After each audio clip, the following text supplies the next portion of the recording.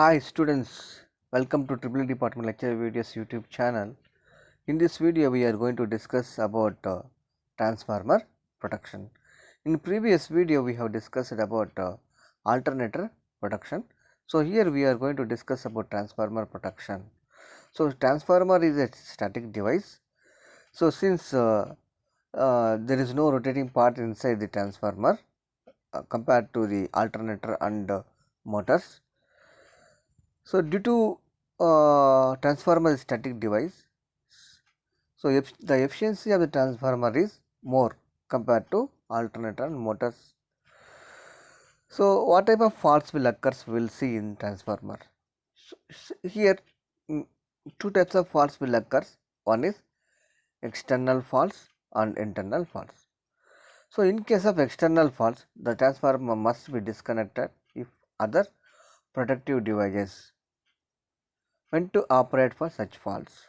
So once any external faults occurs, the transformer must be disconnected. Otherwise, the transformer will damage and entire system cannot supply the power.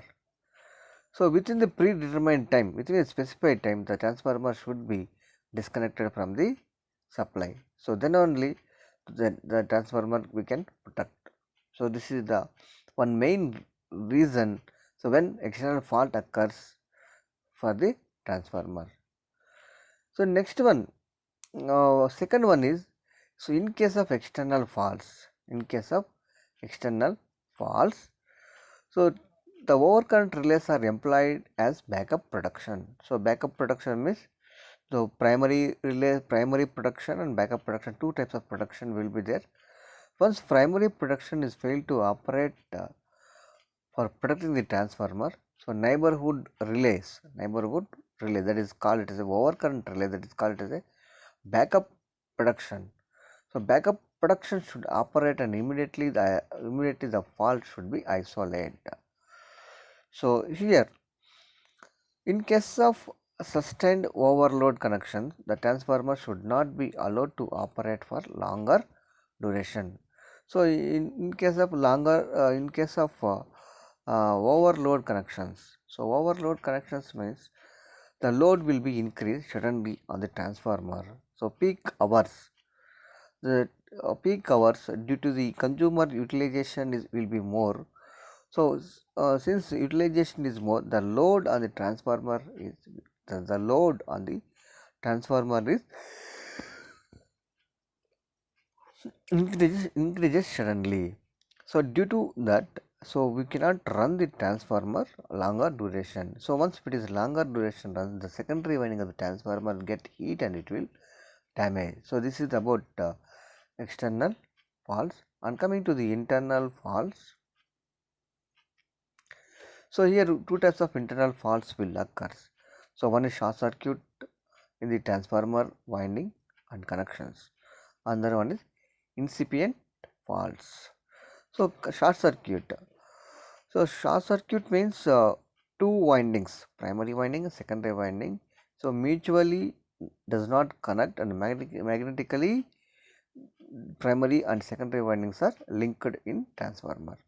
Suppose due to the overheat and due to the fault, the two windings of the transformers are short circuited, then it is called a short circuit in the transformer winding connections. So this is electrical faults of the serious nature and likely to cause immediate damage of the transformer. Such faults are detected at the winding terminals by unbalance in voltage or currents. So we can find out using unbalancing voltage and current, and we can detect the fault. This fault is a short circuit fault. Coming to the incipient faults. So incipient faults are minor faults. So it become a major fault also sometimes. So such faults are includes pure electrical connections. So we can call it as a loose connections and core faults, failure of the coolant, regulator faults, and final one is very important, bad load sharing between transformers. So due to the bad loading, equally we need to share the load. Suppose if it is fail to share the load, so um, then so incipient faults will occurs. Okay. So coming to the next one, percentage differential protection of transformers. So this is one of the important one, percentage differential protection of the transformers. Majorly this question will be asked in examination. Explain the percentage differential protection of transformers. See, in power system we have large transformers, heavy transformers, big transformers. We can call it as a high voltage transformers. The percentage differential protection is used to protection of large power transformers having rating of 5 megavolt ampere and above. So 5 megavolt ampere. These transformers are especially used in primary transmission substations. Primary transmission substations more rating transformer, that is more than 5 MVA, 10 MVA, 60 MVA transformers also we have. So this transformer, if you want to protect, we have to use the percentage differential. Simple differential protection we cannot use, since the transformer of transformer protection, so we cannot get the equal rating of current transformers and exactly identical transformers we cannot get. So that we are using percentage differential protection. Okay, this scheme is employed for the protection of transformer against internal short circuit. So this is one of the important thing. So internal short circuit, so we can identify by only voltage and current values. So unbalancing voltage and current, so we can predict, we can identify. So internal faults, internal short circuits occurs in the transformer. Okay. So this protection is suitable for high rating or large power transformers having more than 5 MVA rating transformers. Okay. So we will see the large type of transformer, how we are connecting. So here the transformers is connected delta to star. So in primary side is delta and secondary side is star. So delta to transformer fashion, this is connected. So here we can observe, so this is a delta fashion. So since one winding one end is connected to the other winding other end, dissimilar ends are joined together. So here if you see this one, so we can identify this transformer is connected in star fashion, since all similar ends are joined together. All similar ends are joined together here. Okay. So the primary winding and secondary winding, primary winding and secondary winding are connected in delta on star fashion. So primary winding is connected in delta fashion and secondary winding is connected in star fashion. So here primary side and secondary side both are connected current transformers. So here we can see this one. So current transformers are connected.